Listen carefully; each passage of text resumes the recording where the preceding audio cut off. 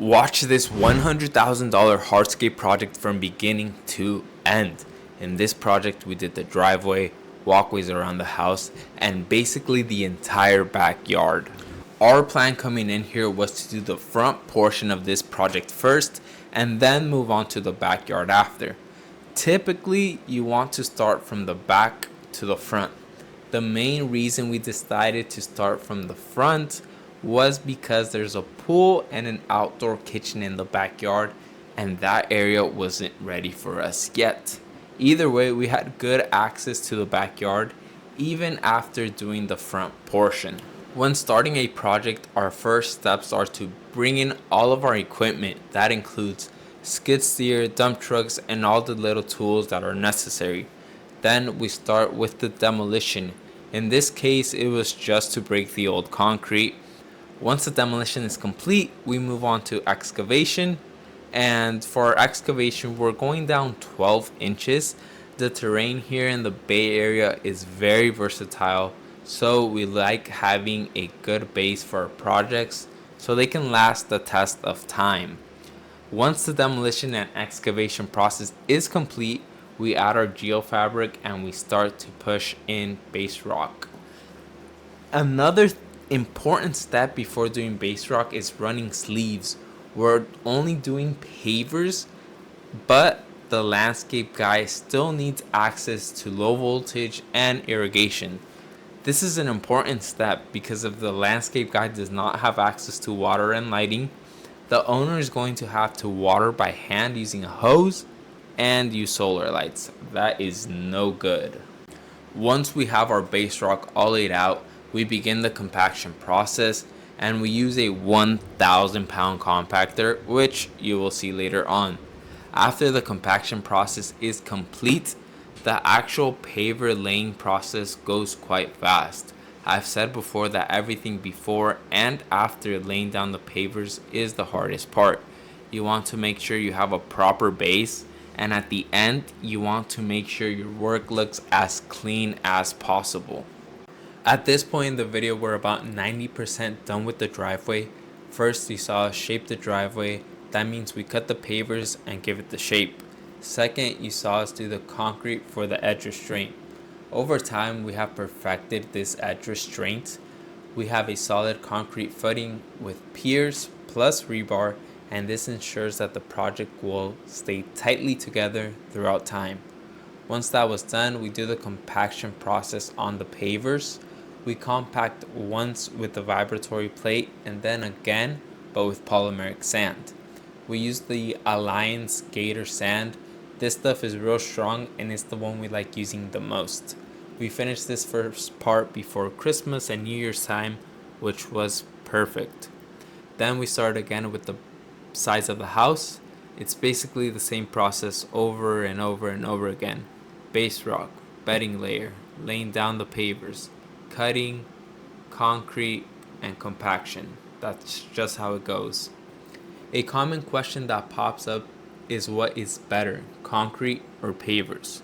We only focus on pavers right now, and some of the perks that pavers have is if you accidentally drop oil on pavers, you can break a piece or pieces and it will look like nothing happened. Versus concrete, you'd have to cut it, break it, and pour a new patch, which will look different from the rest. Second, if in the future you need to run a pipe underneath, you can do that by breaking a few pavers and just replacing them. Versus concrete, you would need to cut it, break it, and pour a new batch. Third, concrete cracks and breaks over time, but pavers have the flexibility to move around a bit due to the frequent joints it has, and it will still look good. So then people ask, what are pavers made up of? Pavers are made up of concrete. They are processed under pressure and heat to make them extremely strong and durable. With pavers, there's many different types. They vary from sizes, colors, and even shapes. In this project, we use Belgard's Catalina Grana in the Victorian color. This is a common material and is used quite frequently here in the Bay Area. After both of the sides of the house were pretty much finished up, we moved on to the backyard where we did pavers around the pool. Again with the same process of base rock, bedding layer, laying down pavers, cutting, concrete, compaction, and all that good stuff. One of the things clients don't often understand is if they have a small area with pavers like around a pool, it will take us a bit more time to finish up. Why? Because think of it this way. If we have 1,000 square feet of a straight driveway, that's simple, minimal cutting, easy to prepare, easy to finish. It's a straight shot for us. But when we have 1,000 square feet of pavers around a tight area, that requires more detail, more cuts, more of everything, and we're just going slower.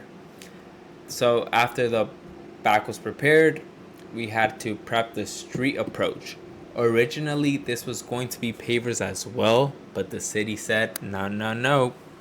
And they wanted us to do an aggregate base for that area. So that's exactly what we did here.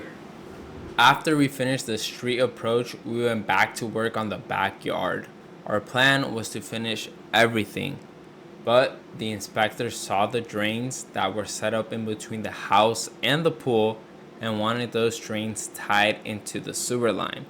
He said that because the water from the pool was going to get into the drain, he did not want that contaminated water going out to the storm drain, which was a valid point. So we had to dig up the base rock and connect the drains to the sewer line. At this point in the project, we had started to lay down pavers all around the pool, and during this time was when the general contractor told us that the homeowner wanted to connect all of their gutters outside of their pavers. So by this time, a rain season had already passed, and because the homeowner's home is surrounded by trees, the water that comes down from the gutters isn't the cleanest, and that was staining the pavers. Obviously, the homeowner did not like that and wanted us to break some of the pavers to connect the gutters outside. I think that in the future we should definitely make this a requirement because it will only cost a few extra $100 and it will help the longevity of their project. Let us know if we should make this a requirement for all future projects. Some of the things we do differently from other hardscape companies is one, when we're doing our cutting, we set up a table saw. We do this because it's a much easier way to control the mass that cutting involves. We also don't want to be cutting pavers near the windows of the house. Second is we make a mixing station. So when we're putting concrete on the border, the base rock and sand that we're digging up, we reuse it, add cement, and make it a concrete mix. This was a bigger size project, but everything was pretty easy. Two main reasons homeowners and contractors work with us is because one, we know exactly what we're doing. We know what style would work better for the project. We can give you some guidance on the ideas you may already have to make sure they look good on the field. And second, we know what comes next. That means you don't have to worry about anything during the process. We try to make it as smooth as possible for the homeowner.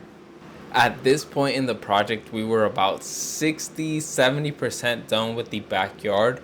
We were just waiting on two things. One was the approval for the drains and the sewer line. So remember, we tied in the drains to the sewer line, and then we were waiting on the outdoor kitchen to finish being built. So we're always the last person to basically come in when it comes to doing any type of construction. So let's say you're doing a house, we're basically the last person to go in that project because we don't want anyone going on the new pavers, for example. By this time in the video, you're probably thinking this was a non-stop project, but actually we had to wait a few months to completely finish all the work. Because the pool wasn't finished, then they had to set up the drains in between the pool and the house, and third, because of the outdoor kitchen. I want to say if we would have done this project in one straight shot, it probably would have taken us 2 months nonstop. We had a total of about 6,000 square feet of pavers, and we had 5 guys on and off working throughout this project. Finally, this is how the area by the pool and outdoor kitchen turned out. The last step is always to wash everything after the polymeric sand has gone in. If you want to see more of these videos, leave a comment, and if you have a specific question, also leave a comment.